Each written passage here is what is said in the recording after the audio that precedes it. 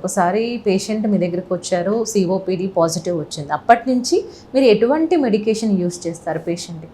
Main medication సిఓపిడికి వాడేదైతే మనం ఎప్పుడైనా inhalers 2-3 రకాలు ఉంటాయి. ఒకటి అంటే మనం పంప్ లాగా ఉంటుంది, అది స్ప్రే లాగా వస్తుంది ఆ ఇన్హేలర్, లేకపోతే క్యాప్సూల్ వేసి పీల్చే ఇన్హేలర్ ఒకటి వస్తుంది, లేకపోతే మూడోది నెబులైజర్స్ మాస్క్ పెట్టుకుని ఊపిరి తీసుకునే వేపర్ లాగా వస్తుంది, అది తీసుకుని. ఈ 3 రకాలు డిపెండింగ్ ఆన్ ది పేషెంట్స్, అంటే వాళ్ళు ఎంత ఈజీగా యూస్ చేయగలుగుతున్నారు, ఏ టైప్ ఆఫ్ డివైస్ వాళ్ళకి కంఫర్టబుల్గా ఉంది, కాస్ట్, దాని అన్నింటిని చూసుకుని మనం ఆ డివైస్ ఒకటి అడ్వైస్ చేస్తాం.